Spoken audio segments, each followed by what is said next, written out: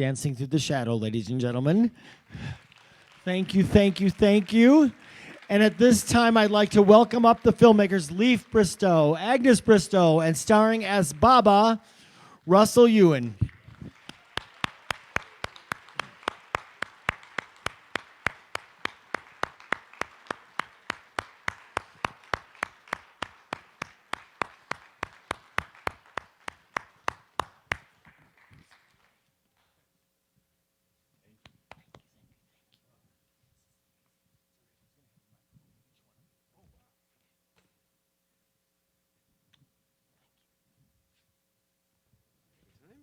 Yes, very much so. So I'm going to fire the first question or two, and we're going to go down to the audience for some questions. But can you tell us how it was adapting this story? And I think, Agnes, that's mostly you. Adapting this story for the screen and how this all came to be that you picked up this product. Yes, well, actually, project. it was. Can you hear me? I don't. Yes, it was quite complicated actually because it's a very long story and it's based on a book that's about, I think, 450 pages long, and it spans over a very long period of time. There's a lot of details about, you know, the family and the revolution and all the conflict that occurred with this family. And it was really difficult trying to decide what would go in the film and just trying to capture those moments that could give a life to this incredible woman and her family, and you know, all the things that they had to endure and how they found a way to stick together through it all. So it took a lot of time to try and figure out how to squeeze it into a little capsule. I think you did it beautifully, absolutely beautifully. Thank you. And I want you to, Leif, I want you to take us back to, I know some of the story because you and I have talked over the phone, we talked before the show. Tell them the challenges of getting this film made, not only with China, with the COVID shutdown, all that stuff. Can you talk a little bit about the challenges to get? Well, you know, I think every film, it doesn't matter whether it's a short film, whatever size film, every film completed is a miracle. You know, my hats off to every filmmaker that finally gets their dream on screen. Like a lot of films or projects that were done during the time of COVID, this really was a challenge. And as you saw, in a lot of the movie, you saw some snow. Well, it was 30 below, and that was real snow in northern Ontario. We started filming in, 4 years ago today, I think. 4 years ago today, yeah. And we filmed for 13 days, and then, like much of North America and most of the world, on March 13th, we were shut down after 13 days of filming. And when a film shuts down, everybody immediately goes, well, that's the end of that film, because to recover it is almost impossible. You know, and then it was all of North America, we were all shut down for 4 months. And it was on August 4th in Ontario, we were permitted to start filming again. And we prepared and prepared and prepared, but one of the real challenges for us was that we were doing a portion of the film in Ontario, especially interiors and the snow portions to represent northern China and the labor camp. And then we were going to go to Taiwan, which we had been to twice to scout locations. We had hired dancers, we had palaces, we had all kinds of things to do in Taiwan. But then because of COVID, it was virtually impossible to go to Taiwan to film. Not so much because we couldn't get to Taiwan, but because of all the COVID restrictions, we would have paid more to go to film for 10 days in Taiwan than the whole rest of the movie. So it became a financial impossibility. And because Toronto's on the same latitude practically as Beijing, we found parks in Toronto with all the same vegetation. And like you saw the park where you saw where Tia and Jason went, and they had the little wooden bridge in it and the duck pond. All of that is in Toronto. And then with some visual effects, we were able to bring in some pagodas and things like that into the background. So yeah, it was a real challenge, but we managed to finish it. It was amazing. We had, this film is not a political film. It really is a love story. And our real hope and goal for the film is that it gives, especially a non-Chinese audience, a glimpse into what other cultures and other people have had to endure and live through, and have find the courage to have empathy for that, and perhaps open dialogues, because that's the best way we can kind of overcome an awful lot of the problems we have in the world to begin with. But the Cultural Revolution, in the way it's perceived to us, is the Cultural Revolution only existed as a positive time for a nation to be unified, according to the Chinese government. So, one of the challenges we had in this was there were a couple of people in the film that their families received calls encouraging their family members not to participate. And there have been some festivals, and we really appreciate the courage here, because there have been festivals that have told us that because they rely heavily on Chinese support and advertising in their communities, they won't show a film that China may not think speaks well of China. So it is a challenge, and yet we've never thought of the film that way. It's really showing what Tia and her family's ability to rise above the adversities they faced at that time in history. And it's just, and it's a contemporary story. We don't, in North America, I live in Toronto, I'm a Canadian. I was raised in the US. I lived in Denver, Dallas, Chicago, Anchorage, Pasadena. I went to the University of Denver. And in my whole upbringing, I never learned anything about Chinese culture. I never learned it in history class. I never learned it anywhere. So it's only by the communication we can have with our neighbors and our friends to understand their culture and what they've gone through. So I think but more than anything else, it's a real journey to try to share a powerful story. On that note, Russell, are you able to address the threats or the suggestions for you not to participate in the film, and what made you say, I'm doing this? Well, I think it's important to understand that, yes, first of all, this film is not political. It's a love story that happens to take place at a certain period of time. And it's also important to understand that, for example, I was born in 1965.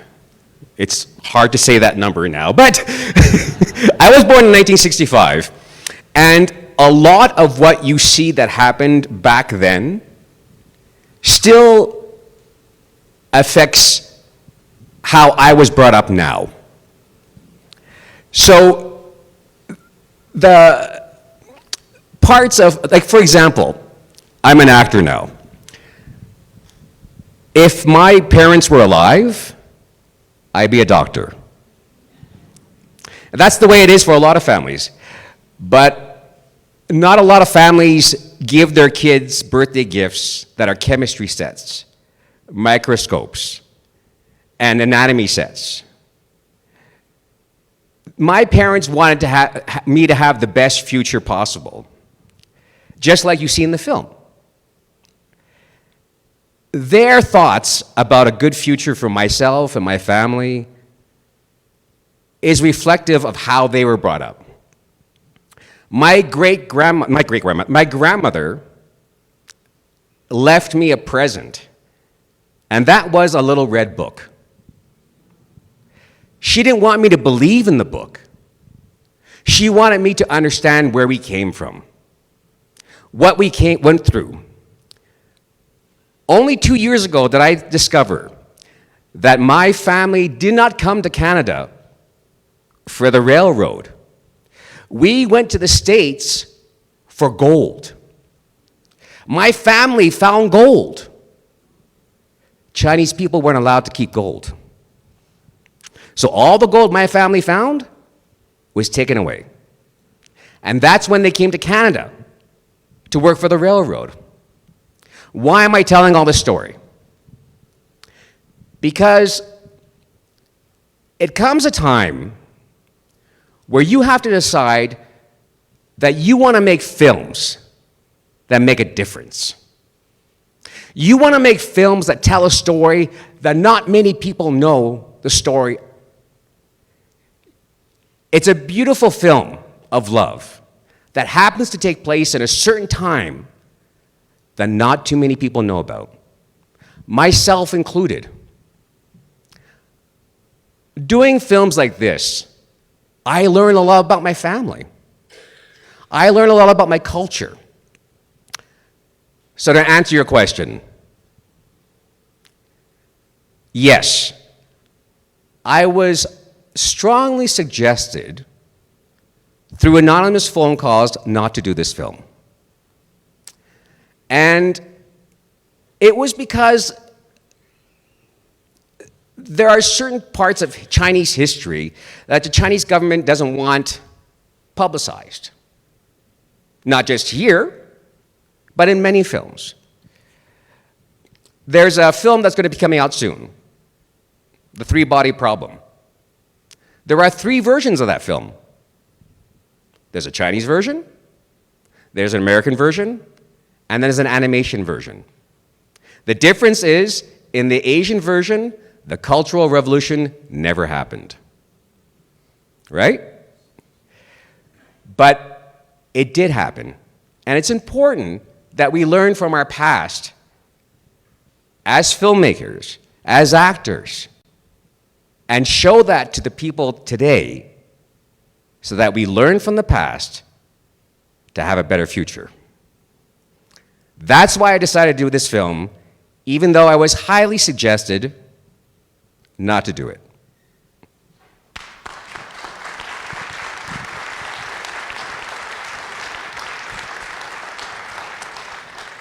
Okay, we will follow on with your dialogue, which is, and my question is, are you a dual citizen, that they are able to bring some pressure against you, or how can the Chinese government bring pressure against you? If you want to go ahead and answer, then I'll continue my question. That's a good question. That's a very good question.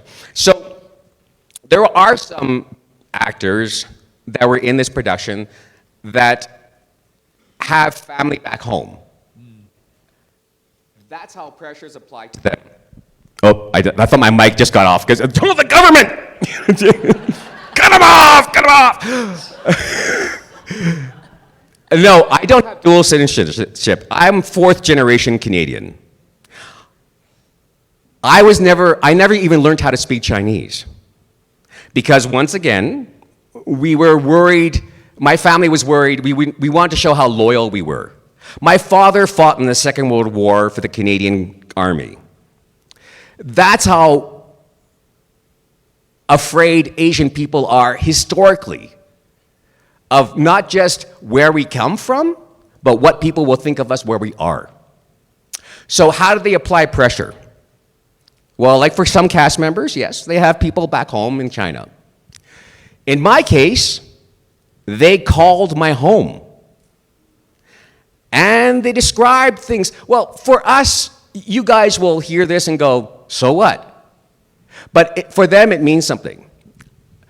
They asked me, how would you feel, with a very strong Mandarin accent? I won't do it because it sounds comical. They asked me, how would you feel if the public knew that you dropped out of medicine? And I was like, well, nobody cares.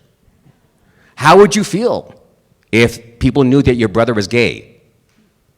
Yeah, you know. Your sister's a Jew. Yeah, we make Chinese juice jokes about her all the time, you know. And then they went on to describe my car and my license plate. And we were like, oh, okay, that's crossing the line. It's creepy. That's how they threaten people here, but it's not real threats. It's just they're hoping to scare you so that you won't tell a story that needs to be told. And again, it's not political. It's just ideological. Well, I can relate, but with respect to Russia, I was in Russia for several years, had to leave because I was threatened by Russia. And off and on, I get threatened by Russia here and again, but it's very similar. Not quite exactly the same, but similar. Anyhow, I understand you saying it's not political, but on the other hand, do you have any plans to try to show the film in China? Because my guess is you wouldn't be able to, and then is that political? Let's put it this way. I'd be happy to have it shown in China. I have zero problem with it being shown in China. What we're hopeful of for the film and what our plans are is we will do a small theatrical release in Canada, hopefully in early April, and then we will do a few selected cities in the US. And because we have a number of the films that Aggie and I have made over the years are in the MGM library, MGM suggested that they would then take the film and put it through their international output deals, which means more than anything else, the film will be seen and people will be able to gain a new insight. So that's really the plan. Yeah. It's less of a question than just an acknowledgement. So I spent 4 years teaching part-time in China. And so I know the feelings of everything you're describing. You always knew you were pretty much being surveilled, and I knew I was on the blacklist. But what I really enjoyed about the film was, having seen a number of Chinese films when I was there, it has a feeling of it. So it's a different style, and I don't know how to describe it, but I felt it, and I think most people did feel it, that it had a sort of a difference to it in the way the characters interacted and the movement went through. And I'm not a filmmaker or anything like that, but I just really appreciated it, and thank you very much. Thank you. Thank you. That has a lot to do with both the writing and the directing. Because as actors, you can hear in the speech and the way that, yes, we interact with each other, it felt very authentic. But that's because both the writer wrote it in a certain way, and a director allowed us to explore that side of being Asian. And I have to thank both of them, because even though they're not quite Asian, Not yet. not yet, I'm trying. this is one of the first films I have been able to be in where I'm not doing a strange, stupid, cartoony Chinese accent, and I'm having a chance to show what being Chinese really is. And so I have to thank both of them for that.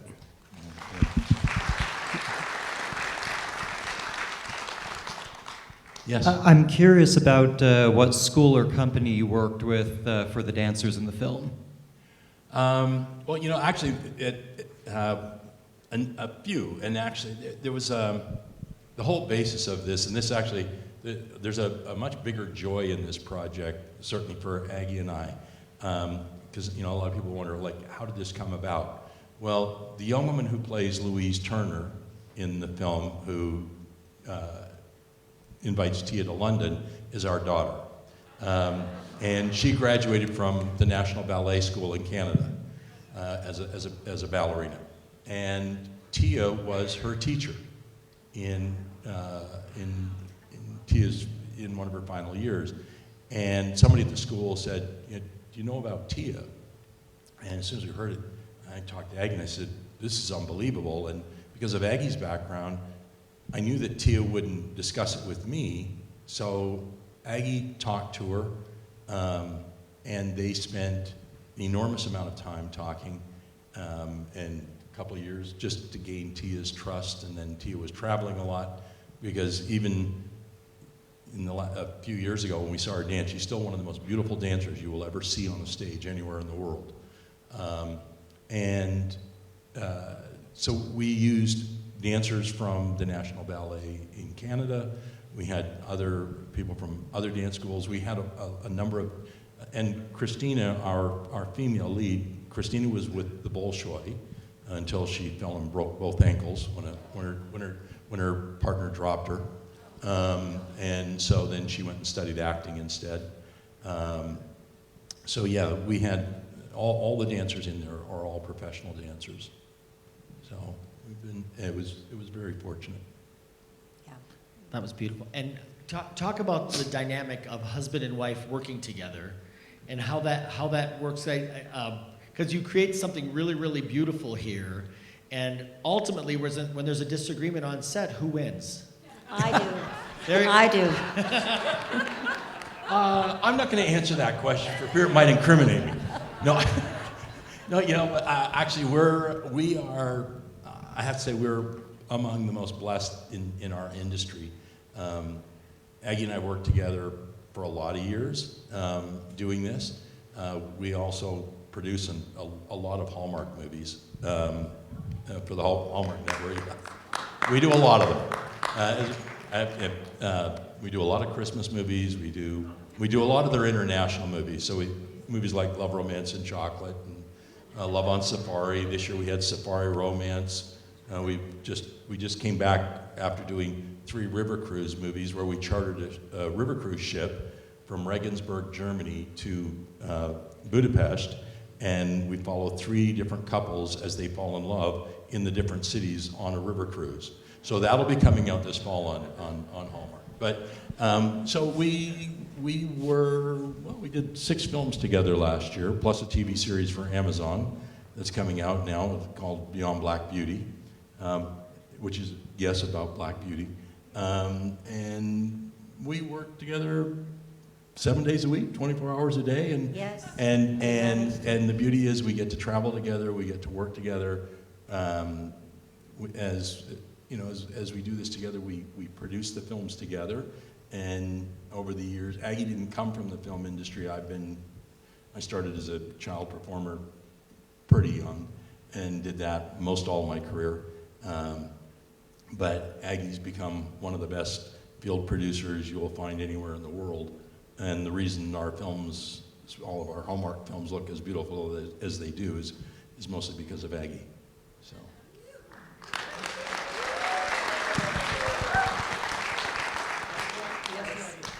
The chemistry between Tia and Jason was so beautiful.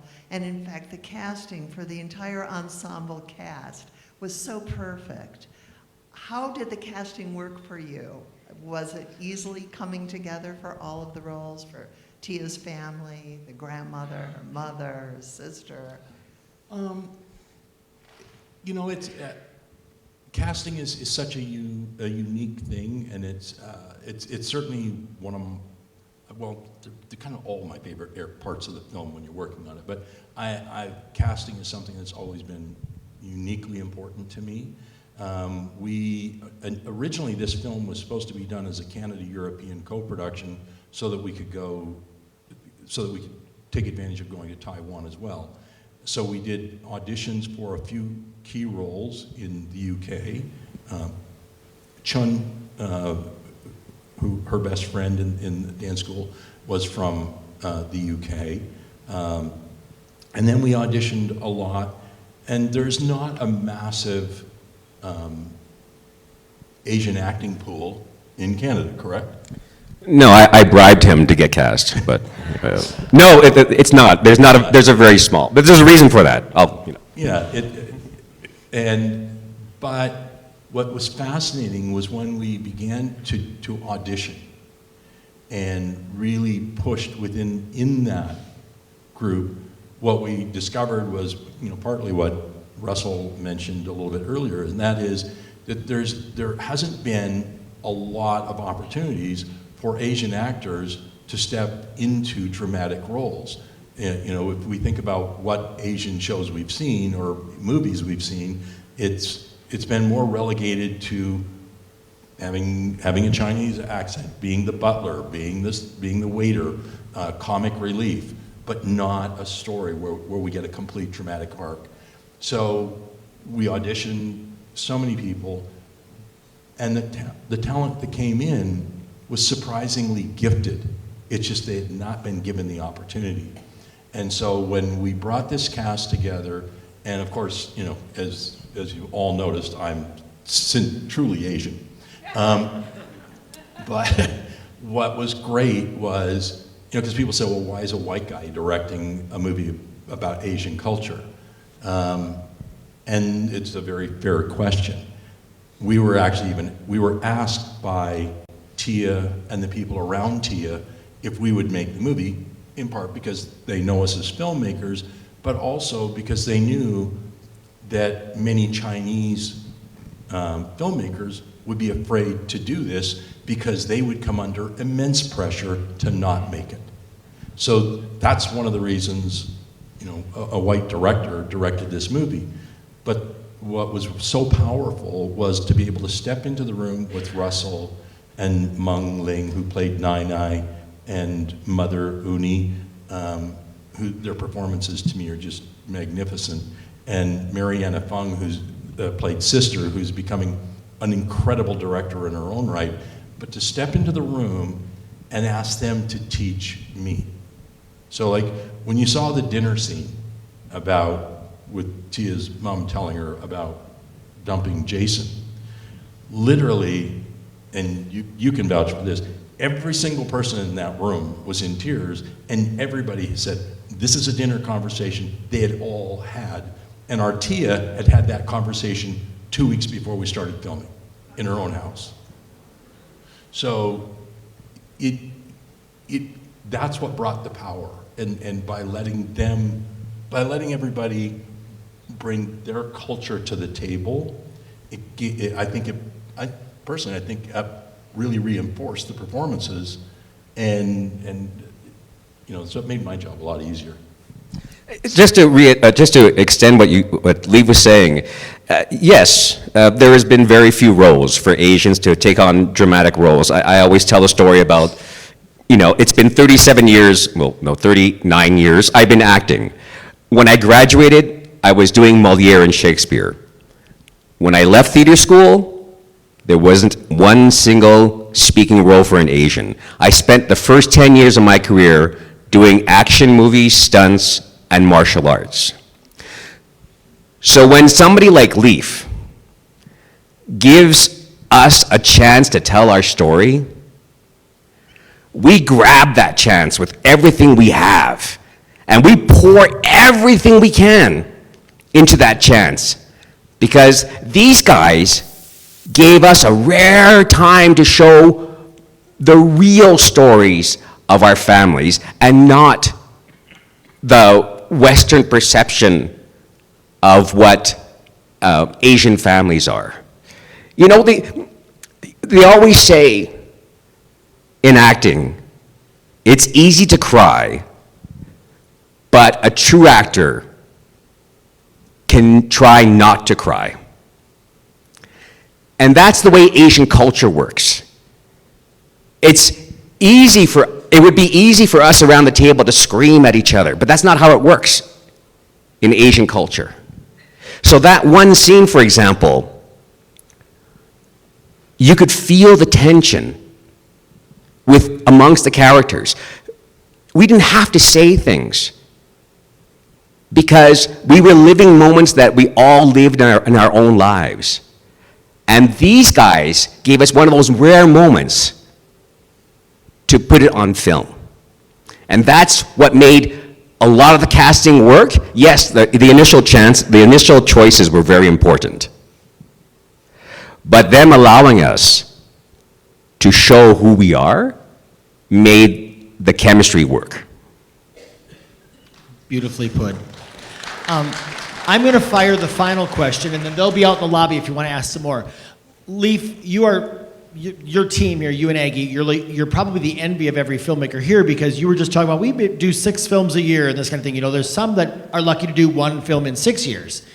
So tell us what your secret is, and then segue into, I asked you to do a workshop. So you're doing our final workshop tomorrow. So if you don't have something at 1 o'clock, go check out Leif's workshop over at the Yavapai College. So segue into what that is, because I asked you specifically to do that because of your success. Well, I think, when I stopped working as an actor full-time and decided I wanted to go back into directing and producing, one of the things that I came to realize is that, yes, I could go back to film school and study lenses and everything else, but as an actor, I knew that the gift that I had as a director was to be able to pull performances out of actors, and that's why I think a lot of actors actually do make very good directors. And that I could rely on great cameramen and great craftspeople in many other departments to bring those elements to the table to really help me tell the story.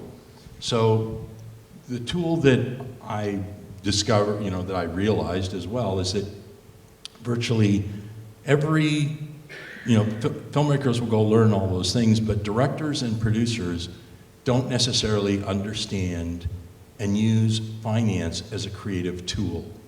It's for people that, in understanding finance and money, and because all films take money to be created, so either people are going and borrowing from their families and their friends and finding somebody that will be a benefactor and give them a little bit for this and a little bit for that, and can quite often get to 50 or 60% of the capital raised to make their movie, and they wanted to make a $2 million movie, but then it's going to be $1 million, and by the time they finish it's $600,000, and it's a struggle just to get it to the screen. One of the things that I did was I learned to use the ability to be creative in how to structure a financial model to make a film, so that the financing of the film becomes in a sense, my secret weapon.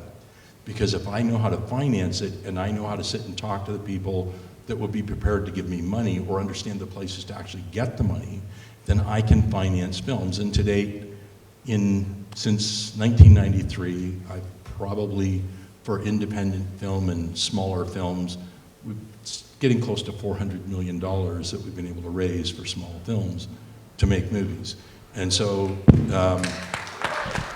Take the workshop.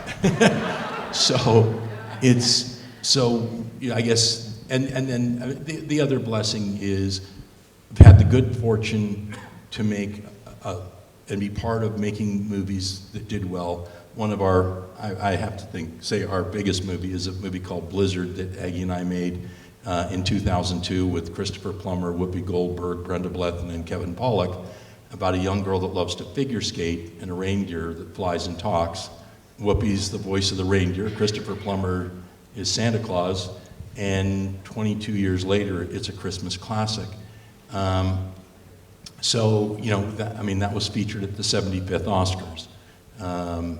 And we've been able to do films that have won a lot of awards, in part because we believe we understand our market, and the genre and the programming we make, we're very specific about. While I've directed a couple of suspense movies that are mind suspense, we really only make movies targeting a family audience. Now, there's no gratuitous sex or violence in this movie. That's a hallmark of anything we do. Most of our films are about women rising above adversity, but it's, and part of that was, for me, when I moved back into this, I wanted to create films that provided positive role models for young women in film and television, because I have daughters, and I didn't like what they were seeing. So, we've always stuck within this genre of doing positive family content, whether it's for Hallmark or whether it's a family feature film. And so I think by doing that and then focusing on how to know my marketplace, it's really helped us with raising capital to make sure that we can make films work. So the workshop is tomorrow at 1 o'clock. It's the finale of our program, and it's funding your creative dream, basically, Yes. in a nutshell. Yeah. So don't miss it. And what I'm happy to do in that workshop for anybody who's attending it we can take a film you want to make or something like that, and I will help try to figure out how you would structure that in a way that it could actually happen. And part of that is that I think one of the greatest challenges and things that filmmakers don't do is, and this is human nature, we all do what we know and what we're comfortable with. But if you're going to be a filmmaker and you really want those opportunities, you have to be afraid to step into the unknown. For many people, like most of our films are made in Europe, so I blend the financing of Europe and North America, and that's how 90% of our films are funded around the world, because there's great filmmakers all over the world. You don't have to be afraid about stepping over there. But by joining forces, you quite often have 10 times more power to accomplish your dream. Congratulations, and come see him tomorrow at 1 o'clock. Congratulations on this film. Aggie, Russell, Leaf, thank you so very much. Thank you very much. Thank you, guys. Don't forget to vote, and turn them in, and they'll be out in the lobby if you have any more questions for them. Thank you all so much.